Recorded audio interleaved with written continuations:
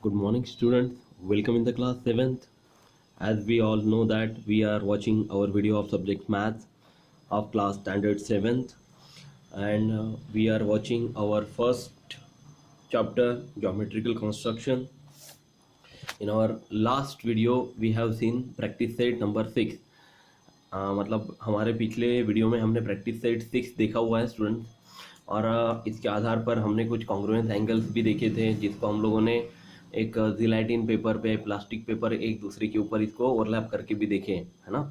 इससे आप लोग को ये समझ में आ गया कि कोई भी किसी भी पैटर्न का कैसे भी एंगल रहे, अगर उसका एंगल ऑफ डिग्री सेम हो, है ना, तो वो एक दूसरे के साथ ओवरलैप होता है। इसका मतलब ये होगा कि दोनों ट्रायंगल एक दूसरे को कॉन्ग्रुएंट होते हैं, ठीक है। इसका मेजर ऑफ एंगल सेम होना चाहिए। अब हम लोग चलते हैं हमारे नेक्स्ट पार्ट की तरफ। यहाँ पे जैसे आप लोग को बताया गया कि two angles with equal measure are congruent to each other, मतलब कोई भी किसी भी तरह के दो एंगल्स हो, ऊपर नीचे, आड़े तिरछे पीछे, ऐसे भी हो, वो अगर इक्वल मेजर के हो, मतलब समान डिग्री एंगल के हो, तो उसको हम लोग कहेंगे कि वो दोनों एंगल एक दूसरे को कॉन्ग्रुएंट है ना। जैसे कि यहाँ पे बताया गया है कि मान लीजिए कि angle LMN congruent with angle XYZ है।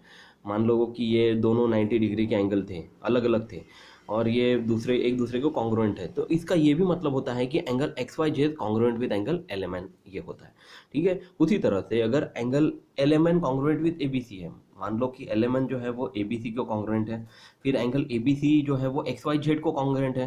मतलब देखिए यहाँ पे तीन एंगल है, एक तो LMN है, दूसरा ABC है, और तीसरा XYZ है। ये अलग अलग तरीके से कॉन्ग्रुएंट है, LMN ABC के साथ और ABC XYZ के साथ। तो इसका ये मतलब होता है कि LMN यानी कि जो पहला एंगल होगा वो हमारे तीसरे एंगल यानी XYZ के साथ भी कॉन्ग्रुएंट होगा, मतलब angle LMN congruent with angle XYZ। अब नीचे देखिए स्टूडेंट्स, आपको यहाँ पे एक घड़ी दिखाई देगी। इस घड़ी में what time does this clock show, मतलब ये क्लॉक में ये कौन सा समय शो कर रही है, ये क्वेश्चन है बेटा। मतलब अभी ये घड़ी में कितने बजे हैं, 3 बजे हुए हैं, तो आप लोग यहाँ पे आंसर लिख लेंगे 3 o'clock, ठीक है। ये हमारा आंसर हो गया। ये परीक्षा में इस तरह के सवाल पूछे जाते हैं। फिर सेकंड प्रश्न होगा what is the measure of the angle between its two hands, मतलब इन दोनों हैंड्स में, मिनट हैंड और आवर हैंड में कितना एंगल मेजर है, मतलब मेजर ऑफ एंगल कितना है इसके बीच में। तो आप लोग इसको चांदे से माप कर अगर देखें और बिना मापे भी देखें तो आपको ये पता चल जाएगा कि ये 90 डिग्री एंगल है।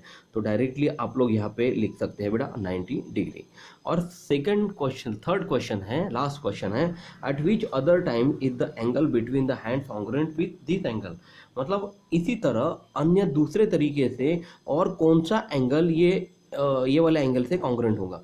तो मान लेते हैं कि अगर मैं यहाँ पे एक 9 बजे वाला एक आवर हैंड ड्रॉ करता हूँ, ठीक है, इस तरह से आप लोगों ने यहाँ पे ड्रॉ कर दिया, तो क्या ये एंगल दूसरे एंगल के साथ, इधर वाले एंगल के साथ कॉन्ग्रुएंट होगा?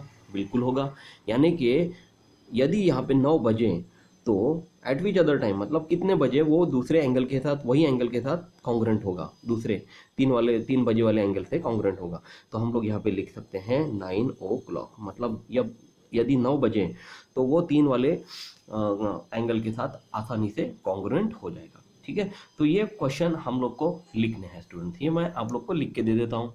सो देखिए स्टूडेंट्स, यहाँ पे मैंने इस तरह से क्लॉक बना ली है। फर्स्ट क्वेश्चन मैंने लिखा by time does this clock show 3 बजे।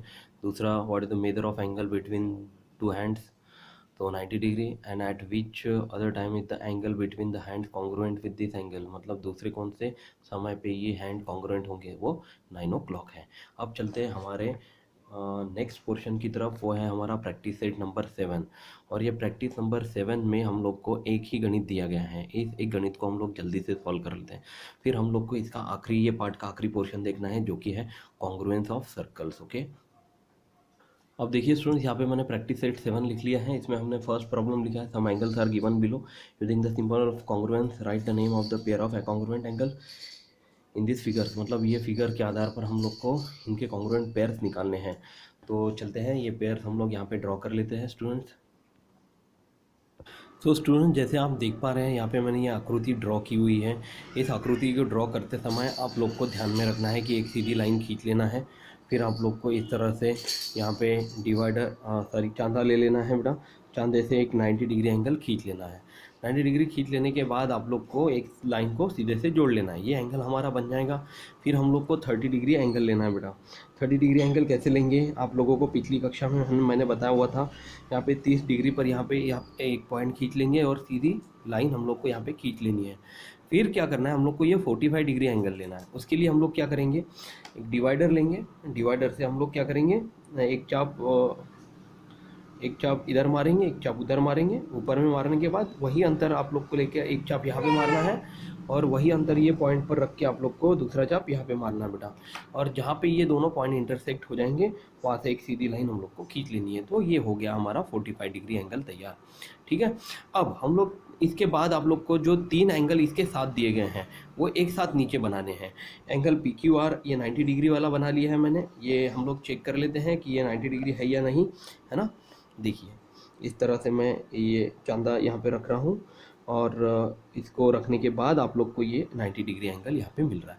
अब ये 45 डिग्री एंगल बनाने के लिए आप लोग को क्या करनी है, पहले एक सीधी सी लाइन है यहाँ पे स्केल से खींच लेनी है बेटा। यहाँ पे मैंने एक आड़ी लाइन ऐसे खींच ली और वहाँ पे एक पॉइंट लेकर मैंने यहाँ पे इस तरह से चांदा रख लिया।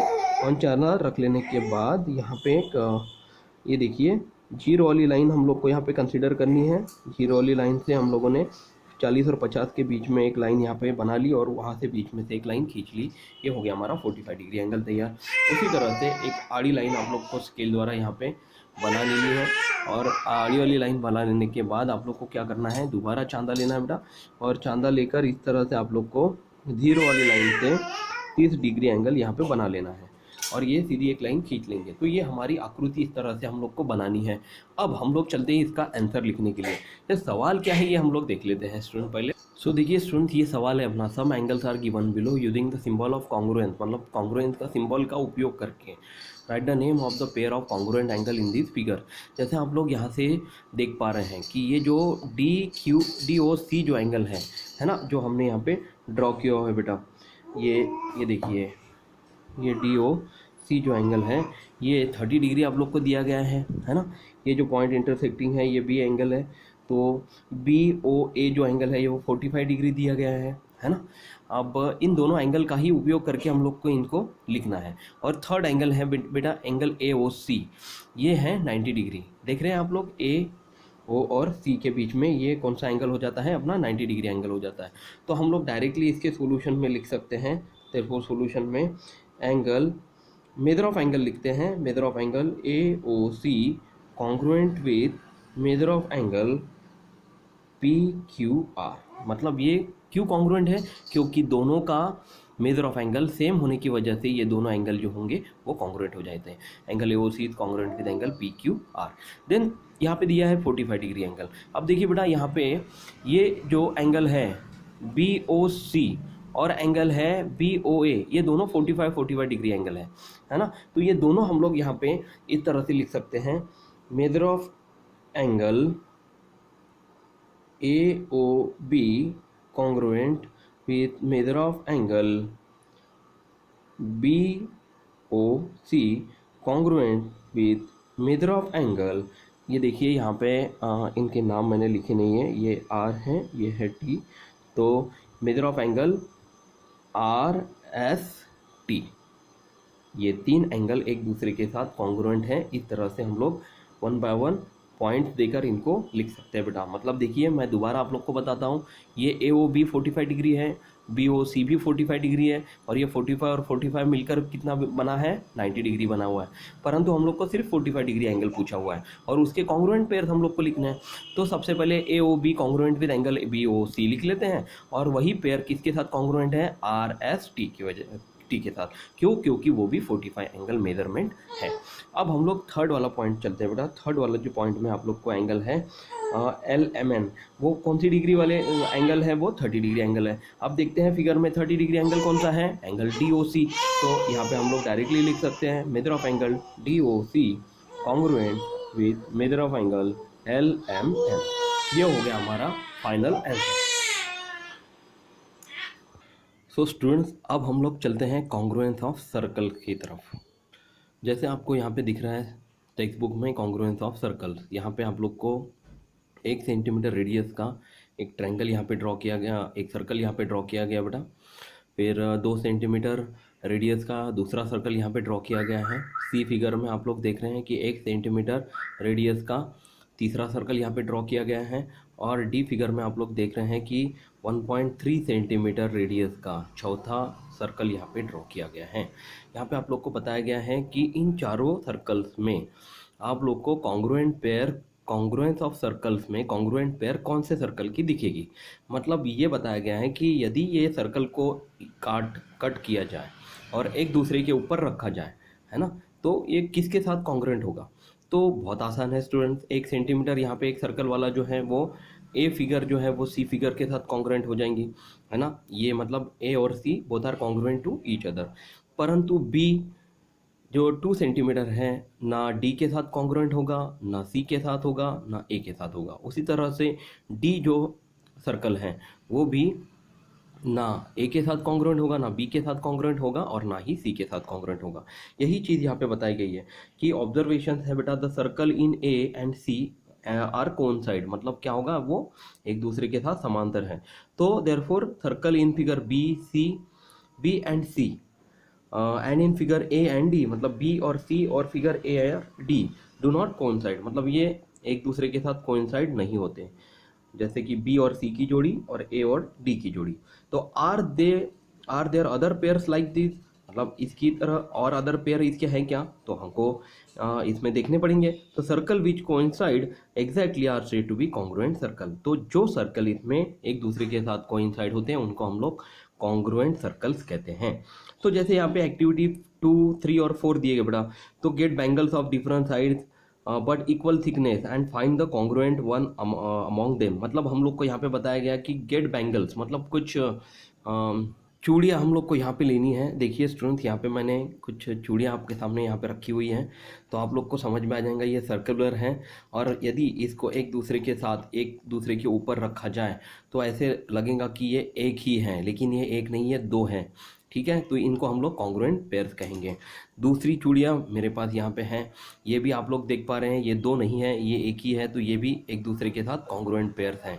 ओके, यहाँ पे जैसे आप लोग को ये दिख रहा है। और तीसरी जोड़ी भी मेरे पास यहाँ पे है बेटा, ये भी 2 समांतर बैंगल्स हैं, मतलब चूड़ियाँ हैं जो एक दूसरे के साथ समांतर हो रही है, तो ये भी कॉन्ग्रुएंट पेयर्स होंगी। मतलब अब हाँ, इस तरह से हमारे पास यहाँ पे 3 पेयर्स हैं जो कि एक दूसरे के साथ कॉन्ग्रुएंट हैं। ठीक है, ये समझ में आ गया बेटा स्टूडेंट्स आप लोग को।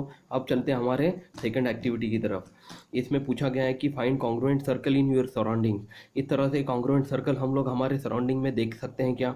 जी हाँ, ग्रिल में लगे हुए कुछ सर्कल्स होते हैं, वो भी हम लोग देख सकते हैं कि कॉन्ग्रुएंट होते हैं।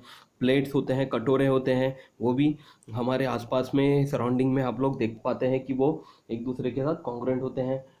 अगर पंखे की तरफ देखा जाए तो उसके बीच में घूमने वाला जो गोल होता है वो भी दूसरे पंखे के सर्कल के साथ कॉन्ग्रुएंट हो सकता है।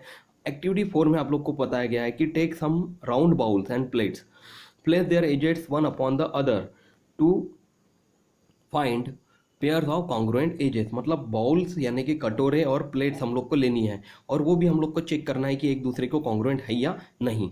तो यहाँ पे मेरे पास है बेटा, देखिए यहाँ पे मैंने 2 प्लेट्स ले ली हैं। ये दोनों प्लेट्स अगर एक दूसरे के ऊपर रखी जाए तो एक दूसरे को एकदम समांतर तरीके से आप लोग को ये दिखने वाली है, दिख रही है। और यदि मैं इसी तीसरी तरह की एक प्लेट लूँ तो ये छोटी आकार की प्लेट है जो कि इसके साथ समांतर नहीं होगी। देख पा रहे बेटा, ये छोटी है, अंदर वाली छोटी है, बाहर वाली बड़ी है, उस वजह से ये दोनों कॉन्ग्रुएंट पेयर्स नहीं है। कॉन्ग्रुएंट पेयर कौन होगी? इसी की तरह समांतर दिखने वाली दूसरी प्लेट जो कि एक दूसरे के अंदर एकदम से फिट हो रही है, इनको हम लोग क्या कहेंगे? Congruent pairs. अब हम लोग कटोरे की तरफ चलते हैं। यहाँ पे देखिए मेरे पास यहाँ पे 2 कटोरे बेटा, दोनों कटोरे एक दूसरे के साथ एकदम फिट हो रहे हैं, तो ये एक दूसरे को क्या हो जाएंगे? कॉन्ग्रुएंट हो जाएंगे, है ना। और यही अगर मैं ये छोटी वाली कटोरी लूँ तो ये किसी और के साथ कॉन्ग्रुएंट हो पाएंगी क्या? नहीं। तो ये है हमारे कॉन्ग्रुएंस ऑफ सर्कल। ये देखिए, ये छोटी है और बाहर वाली जो है वो बड़ी कटोरी है, तो ये दोनों एक दूसरे के साथ समांतर नहीं है। तो यही चीज़ें आप लोग को यहाँ पे बताई गई हैं कि आप लोगों को कॉन्ग्रुएंस ऑफ सर्कल देखने हैं। ये जो 4 आकृतियाँ हैं, ये चारों आकृतियाँ हम लोग ये कॉन्ग्रुएंस ऑफ सर्कल में बना लेते हैं। तो देखिए स्टूडेंट्स, यहाँ पे मैंने 1 सेंटीमीटर वाला सर्कल बना लिया है, 2 सेंटीमीटर रेडियस वाला सर्कल बना लिया है, दोबारा सी फिगर में 1 सेंटीमीटर वाला सर्कल बना है और डी फिगर में 1.3 सेंटीमीटर वाला सर्कल बना लिया है।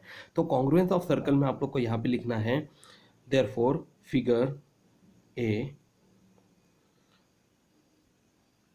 1 centimetre congruent with figure C 1 centimetre. ठीक है, मतलब हम लोग यहाँ पे बोल सकते हैं कि फिगर ए जो है जिसका 1 सेंटीमीटर सर्कल है वो congruent with figure C 1 centimetre वाले सर्कल के साथ ये कॉन्ग्रुएंट हो जाएंगे। अदरवाइज फिगर बी और सी कॉन्ग्रुएंट नहीं है और फिगर ए और डी भी एक दूसरे के साथ कॉन्ग्रुएंट नहीं है, यही हम लोग को यहाँ पे बताया गया है। आखिरी में हम लोग देखेंगे बेटा circle of equal radius are congruent circle, मतलब जहाँ जब भी किसी भी सर्कल का इक्वल रेडियस यानी इक्वल रेडियस यानी कि इक्वल रेडियस होता है, 1 सेंटीमीटर वाले 2 सर्कल हमने यहाँ पे ऊपर में देखे हुए हैं, तो जब इस तरह के 2 सर्कल में इक्वल रेडियस होता है, एक समान रेडियस होता है, वो एक दूसरे को क्या होते हैं बेटा, कॉन्ग्रुएंट होते हैं। इन्हीं सर्कल्स को हम लोग कॉन्ग्रुएंट सर्कल्स कहेंगे। तो आशा करता हूँ यहाँ पे ये वीडियो आप लोग को पसंद आया है। अगली वीडियो में हम लोग हमारा 3rd चैप्टर स्टार्ट करेंगे बेटा, क्योंकि ये दूसरा चैप्टर अपना कंप्लीट हो चुका है। ठीक है, take care class, thank you so much, bye.